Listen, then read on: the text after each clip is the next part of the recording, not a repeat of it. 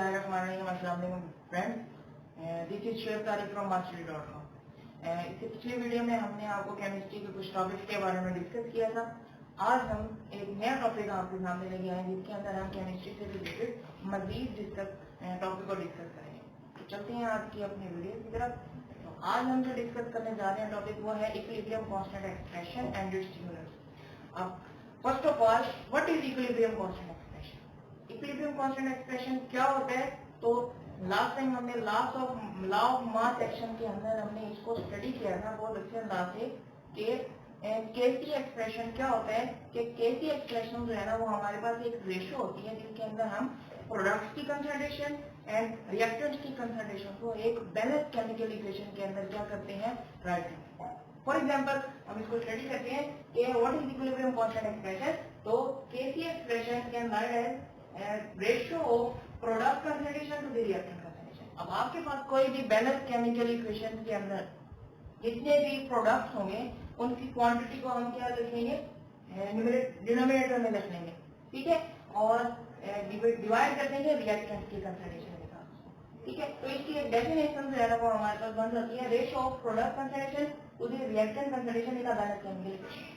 अब कोई भी एक बैलेंस केमिकल इक्वेशन को देख के हम आसानी से केसी एक्सप्रेशन को राइट कर सकते हैं। यहाँ मैंने दो एग्जांपल्स लिखी हैं, तो इसको सॉल्व करते हैं कि हम कैसे आसानी से केसी एक्सप्रेशन और उसके यूनिट्स को कैलकुलेट कर सकते हैं।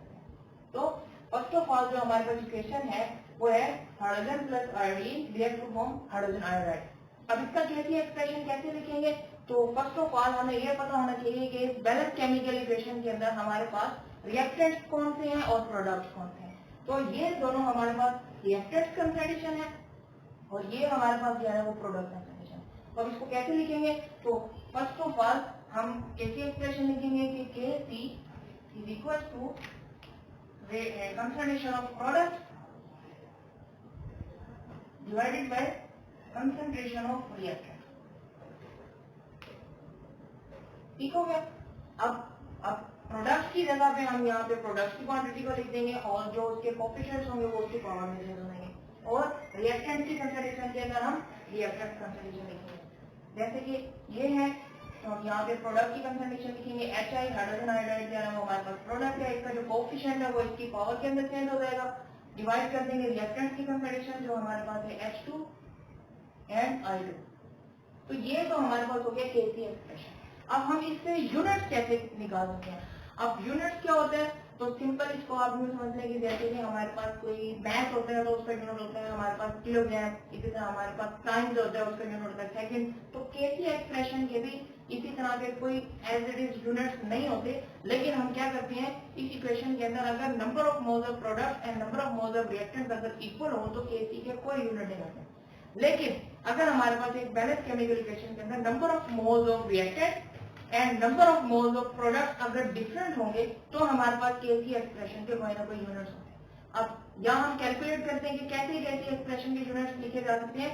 तो ये जो स्क्वायर ब्रैकेट्स मैंने आपको लिखे हैं ये स्क्वायर ब्रैकेट जो है ना वो बराबर होती है मोल्स पर डेसीमीटर क्यूब। यानी कि ये जो हमारे पास स्क्वायर ब्रैकेट्स हैं ये इज इक्वल टू होती है हमारे पास मोल्स पर डेसीमीटर क्यूब, ठीक है। तो जहां जहां स्क्वायर ब्रैकेट्स हैं वहां हम मोल्स पर डेसीमीटर क्यूब क्या कर लेंगे, लिख लेंगे। ऐसे लिखते हैं इस इक्वेशन के मुताबिक कि HI है तो HI का मोलर कंसंट्रेशन, तो HI की कंसंट्रेशन की जगह हम मोल्स पर डेसीमीटर क्यूब राइट कर देंगे। तो यहाँ पे मैं लिख देता हूँ मोल्स पर डेसीमीटर क्यूब, ठीक है। इक्वेशन में 2 है तो वो 2 एज इट इज। डिवाइड कर देंगे इसको हाइड्रोजन की कंसंट्रेशन, तो ये एक कंसंट्रेशन है तो इसकी जगह मोल्स पर डेसीमीटर क्यूब लिख देंगे, ठीक है। इसी तरह हाइड्रोजन आयोडीन की कंसंट्रेशन है तो यहाँ पे भी मोल्स पर डेसीमीटर क्यूब, ठीक है। अब एक इसको आगे सिंप्लीफिकेशन के अंदर चेंज करें। कैसे इसको सिंप्लीफिकेशन में चेंज करेंगे? अब आपको अच्छे तरीके से रूल्स पता है, मैथमेटिक्स के रूल्स भी हैं या आप इसको एज इट इज भी देख सकते हैं कि ये दोनों सेम क्वांटिटी है, ये दोनों सेम क्वांटिटी है तो इनमें से किसी एक को कट कर दें या फिर इसको मजीद सिंप्लीफिकेशन फॉर्म में भी आप कर सकते। तो सिंपल इसका यही है कि आप इसको क्या करें, दोनों को ये जो आपके पास बेस है तो इसको हम दोनों को ऐड कर लेंगे। कोई भी दो बेसिस हैं जो मल्टीप्लाई हो जाती है तो उनकी पावर्स को हम ऐड करते हैं, ठीक है, तो सेम इसको सिंप्लीफाई ऐसे कर लेते हैं पहले, मोल पर decimetre cube square as it is. अब ये दोनों हमारे पास जो है बेस है, तो इनकी पावर क्या हो जाएगी, ऐड हो जाएगी। तो ये सेम बेस को कॉमन ले लिया, मोल पर डेसीमीटर क्यूब, और ये हो जाएगा 1 + 1। ठीक है, नेक्स्ट स्टेप में क्या होगा कि ये 1 + 1 को हम क्या कर लेंगे, 2 में चेंज कर लेंगे।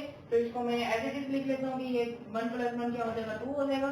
तो ये दोनों क्वांटिटी जो है ना वो अबव एंड बिलो साइड में हमारे पास सेम है, तो ये क्या हो जाएगी, कैंसिल आउट हो जाएगी। तो फाइनली इस इक्वेशन के अंदर हमारे पास जो केसी एक्सप्रेशन है उसके कोई यूनिट नहीं है, बिकॉज सारी की सारी क्वांटिटीज जो है ना वो हमारे पास क्या हो गई है, कैंसिल आउट हो गई। तो इसको एक बेहतर तरीके का ये है कि या तो इसको कैलकुलेट कर लें, या फिर हम बैलेंस केमिकल इक्वेशन के अंदर number of moles of product and number of moles of reactants को अगर कैलकुलेट करें, अगर number of moles of product and reactants अगर इक्वल है तो केसी एक्सप्रेशन के कोई यूनिट नहीं होता। बाकी इसकी मैथमेटिकल एक्सप्रेशन के जरिए भी इसकी एक्सप्लेनेशन।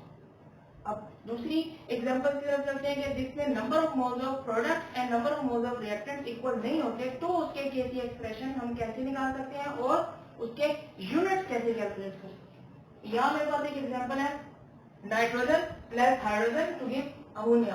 अब यहाँ पे हमारे पास इक्वेशन को देख के ये पता चल रहा है कि number of moles of reactants जो है ना वो 4 है अगर कैलकुलेट कर लिया जाए, और number of moles of products जो है ना वो हमारे पास 2 है।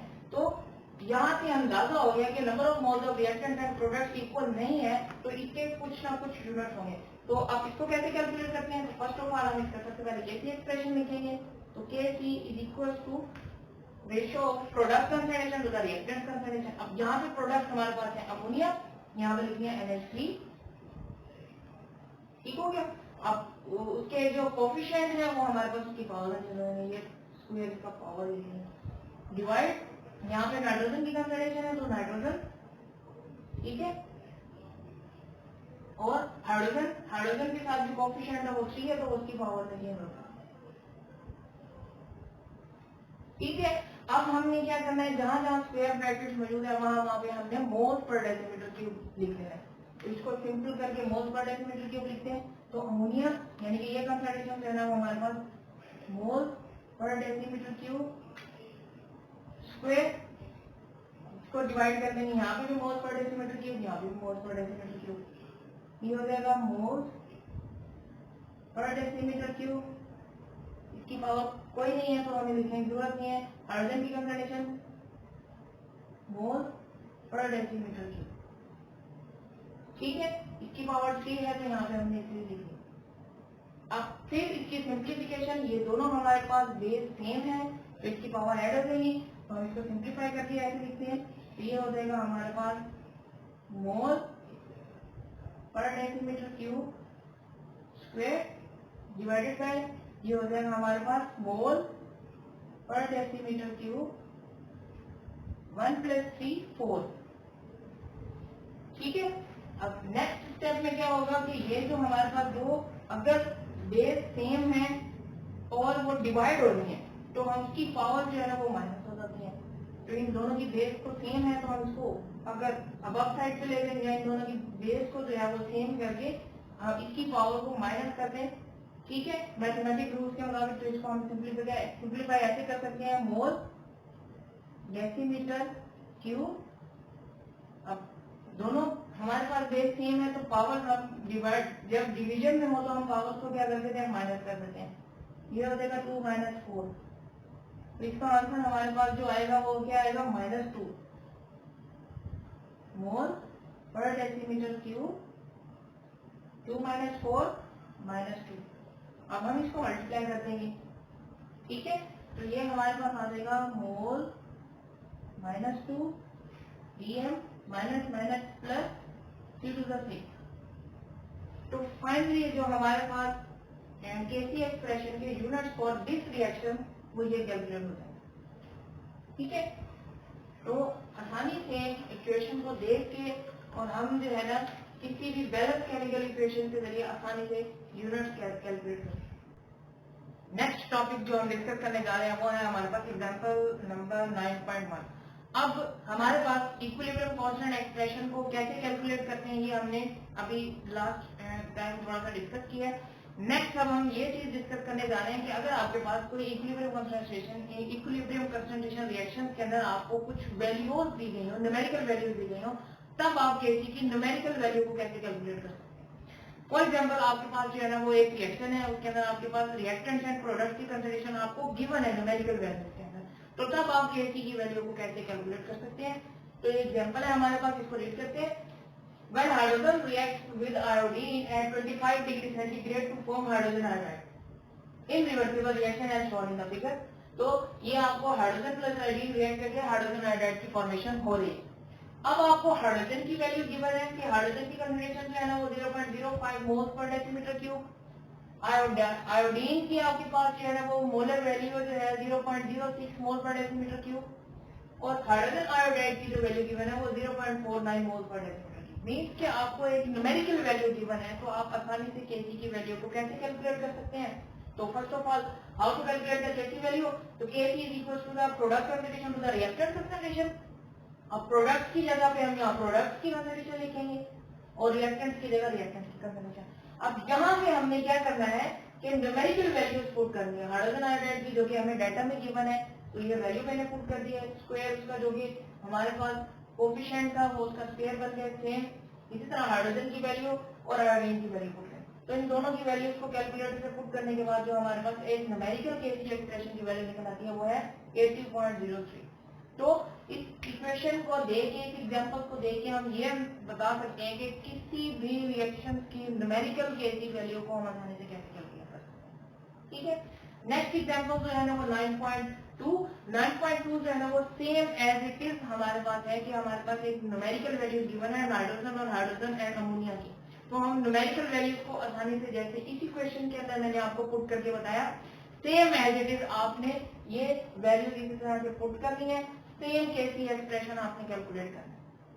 ठीक है, एग्जांपल नंबर 9.3 मैंने इसलिए लिखी है क्योंकि इसके अंदर आपको जो है ना वो केसी एक्सप्रेशन की वैल्यू गिवन है, लेकिन आपने इक्विलिब्रियम रिएक्शन के अंदर किसी भी कंसंट्रेशन की वैल्यू को आसानी से कैलकुलेट करना है। ठीक है, तो इस डेटा के अंदर स्टेटमेंट जो है ना वो हमारे पास है कि PCl react with Cl to form PCl5। तो इस रिएक्शन का जो इक्विलिब्रियम कांस्टेंट एक्सप्रेशन है वो हमारे पास है 0.13 मोल इनवर्स डेसीमीटर क्यूब, और PCl3 की वैल्यू जो है ना वो आपके पास है 10.0, क्लोरीन की जो वैल्यू है आपके पास वो है 9.0।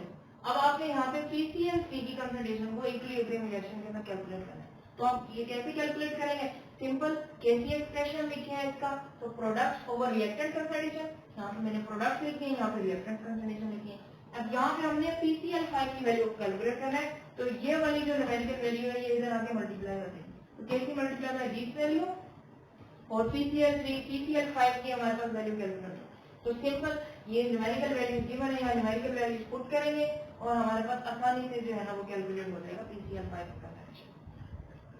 तो इस इक्वेशन के जरिए हम आसानी से न्यूमेरिकल वैल्यू जो है वो कैलकुलेट कर सकते हैं। तो यहाँ पे अगर हम अब ये दोनों एग्जांपल से हमें ये बात समझ में आई है कि अगर हमें इक्विलिब्रियम कांस्टेंट एक्सप्रेशन की वैल्यू गिवन हो तो हम किसी भी न्यूमेरिकल वैल्यू को आसानी से कैलकुलेट कर सकते हैं जो कि रिएक्शन मैक्सिमम के अंदर आपसे पूछी गई है। और इसी तरह हमारे पास जो कि अगर रिएक्टेंट के अंदर हमारे पास रिएक्टेंट एंड प्रोडक्ट की न्यूमेरिकल वैल्यू गिवन हो तो हम आसानी से केसी एक्सप्रेशन की वैल्यू को कैलकुलेट कर सकते हैं। नेक्स्ट टॉपिक जो हम डिस्कस करने जा रहे हैं वो है इंपॉर्टेंस ऑफ इक्विलिब्रियम कांस्टेंट। अब इक्विलिब्रियम कांस्टेंट की हमारे पास क्या क्या अहमियत है, तो सादा अल्फाज में हम इसे कह सकते हैं कि अगर हमें केसी वैल्यू की केसी एक्सप्रेशन की वैल्यू के बारे में पता हो, न्यूमेरिकल वैल्यूज के बारे में पता हो, तो हम उसके जरिए रिएक्शन के बारे में क्या क्या इंफॉर्मेशन कैलकुलेट कर सकते हैं। तो उसकी दो इंपॉर्टेंस है वो बहुत ज्यादा है। तो सबसे पहले जो हमारे पास इंपॉर्टेंस है वो है predicting the direction of reaction. अब किसी भी रिएक्शन की डायरेक्शन के बारे में जानना हमारे लिए बहुत ज्यादा इंपॉर्टेंट होता है केमिस्ट्री पॉइंट ऑफ व्यू से। तो हम अगर हमें केसी की वैल्यू पता होगी, इक्विलिब्रियम कांस्टेंट की वैल्यू के बारे में पता होगा, तो हम आसानी से जो है ना किसी भी रिएक्शन की डायरेक्शन के बारे में हम बता सकते हैं। डायरेक्शन के बारे में मतलब कि सिंपल हम ये बता सकते हैं कि रिएक्शन जो है ना वो हमारे पास फॉरवर्ड डायरेक्शन में है, रिवर्स डायरेक्शन में है, या हमारे पास रिएक्शन जो है ना वो इक्विलिब्रियम की हालत में है। तो हम कैसे कैलकुलेट कर सकते हैं, ये हमें केसी वैल्यू आसानी से बता सकती है। तो सबसे पहले हमारे पास ये है कि केसी एक्सप्रेशन किस चीज के इक्वल होता है, अगेन के product concentration over reactant concentration.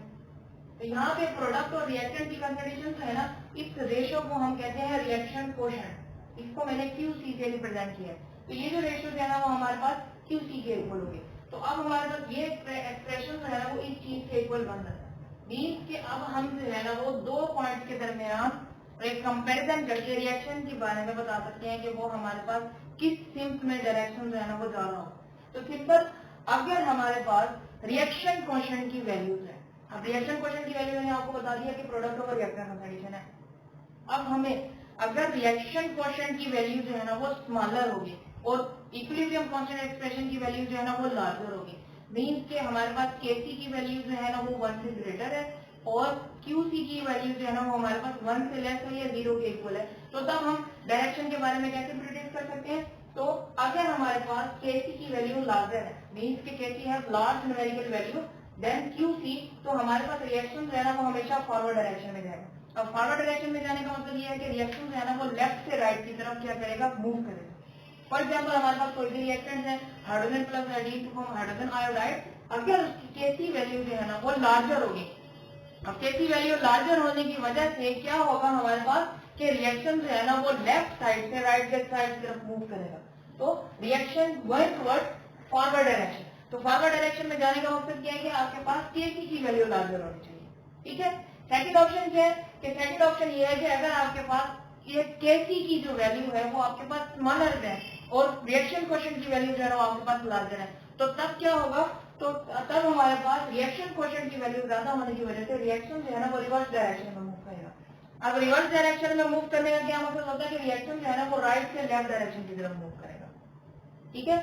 Third बात जो है वो ये है कि अगर आपके पास रिएक्शन कोशेंट की वैल्यू एंड Kc की वैल्यू जो है वो एक दूसरे के इक्वल है, मीन्स के दोनों की वैल्यू, दोनों की न्यूमेरिकल वैल्यू जो है ना वो आपके पास सेम है, तो तब क्या होगा? तो तब रिएक्शन ना तो राइट साइड की तरफ मूव करेगा ना तो लेफ्ट साइड की तरफ मूव करेगा, मीन्स के ना तो फॉरवर्ड डायरेक्शन में जाएगा ना ही रिवर्स डायरेक्शन में मूव करेगा, तो वो इक्विलिब्रियम स्टेट में रहेगा।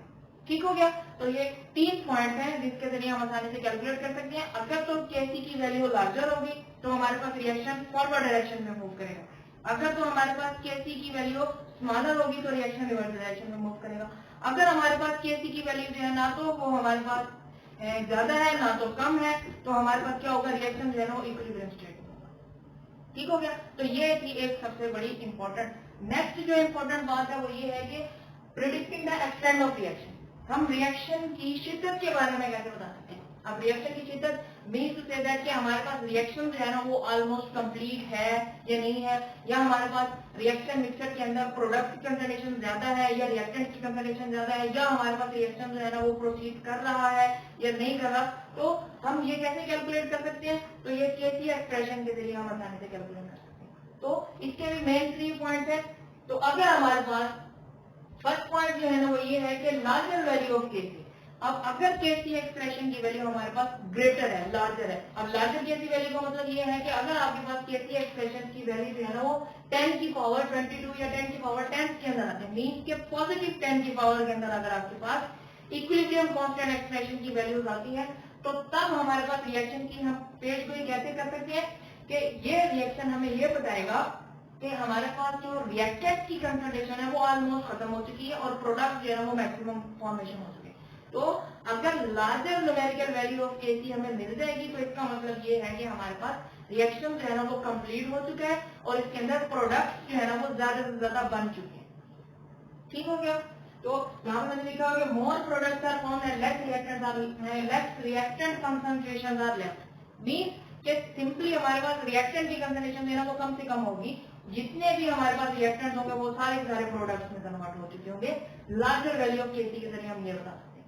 सेकंड है स्मॉलर वैल्यू ऑफ Kc, कि अगर हमारे पास Kc की वैल्यू जो है ना वो स्मॉल है, मीन्स के वो 10 की पावर माइनस के अंदर मौजूद है। ठीक है। 10 की पावर माइनस मीन्स से 0 से नेगेटिव की तरफ अगर Kc की वैल्यू हमारे पास मौजूद होगी तो इसका मतलब क्या होगा? इसका मतलब हमारे पास ये होगा कि more reactant concentration are left, means के हमारे पास जो रिएक्टेंट है उन्होंने रिएक्ट नहीं किया और वो रिएक्टेंट की कंसंट्रेशन हमारे पास एज इट इज मौजूद है और फ्यू प्रोडक्ट आपको, मीन्स के हमारे पास प्रोडक्ट की कंसंट्रेशन जो है ना वो बिल्कुल माइन्यूट है या प्रोडक्ट जो है ना वो ना होने के बराबर है। ठीक है। तो स्मॉलर वैल्यू ऑफ केसी के जरिए हमें ये पता चल गया कि हमारे पास प्रोडक्ट की फॉर्मेशन बिल्कुल भी नहीं है या फ्यू हुई है और हमारे पास सारे के सारे रिएक्टेंट्स जो है वो मौजूद है। ठीक है, थर्ड जो है वो हमारे पास ये है कि अगर हमारे पास केसी की वैल्यू ना तो लार्जर है ना ही बहुत ज्यादा स्मॉलर है, मीन के इक्वल है, तो केसी की वैल्यू ऑलमोस्ट किसके इक्वल होगी, या तो 0.21 या फिर 10 की पावर 1, मीन के 10 की पावर 1 इज इक्वल टू 1। अगर तो इक्विलिब्रियम कांस्टेंट की वैल्यू आपके पास 1 के इक्वल होगी तो तब हमारे पास रिएक्शन जो है ना वो इक्विलिब्रियम स्टेट के अंदर होगा। हम इसे ये कह सकते हैं कि इसके पास बोथ रिएक्टेंट एंड प्रोडक्ट की कंसंट्रेशन जो है ना वो सेम पोजीशन पे है, मींस के इसके अंदर रिएक्टेंट की कंसंट्रेशन एंड प्रोडक्ट की कंसंट्रेशन दोनों की इक्वल अमाउंट मौजूद है। ठीक है, तो अब यहाँ से हमने क्या प्रिडिक्ट किया कि एक्सटेंड ऑफ रिएक्शन, तो अगर हमारे पास larger numerical value of KC है तो हमारे पास ज्यादा से ज्यादा प्रोडक्ट की फॉर्मेशन हो चुकी है, रिएक्शन ऑलमोस्ट कंप्लीट हो चुके हैं। अगर हमारे पास स्मॉलर केसी वैल्यू है तो हमारे पास सारे के सारे रिएक्टेंट्स मौजूद हैं, प्रोडक्ट की फॉर्मेशन नहीं हुई तो ये रिएक्शन कभी भी प्रोसीड नहीं करेगा। तो अगर हमारे पास केसी की वैल्यू जो है वो इक्विलिब्रियम है, मींस कि हमारे पास केसी की वैल्यू ना तो ज्यादा है ना तो कम है, तब हमारे पास रिएक्शन क्या होगा, रिएक्शन जो है ना वो इक्विलिब्रियम स्टेट के ऊपर होगी। ठीक है, तो ये पॉइंट जो है ना वो हमने आज डिस्कस किए हैं आपके साथ। अब आज का टॉपिक हम यहीं पे कंप्लीट करते हैं और इंशाल्लाह ताला नेक्स्ट वीडियो के अंदर हम आपके लिए नया चैप्टर जो है ना वो डिस्कस करेंगे। तो आपका अगर कोई क्वेश्चन है तो आप कमेंट बॉक्स में हमारे साथ शेयर कर सकते हैं। जाने से पहले हमारे चैनल को masterg.com को लाइक, सब्सक्राइब और शेयर करना मत भूलिएगा। अल्लाह हाफिज।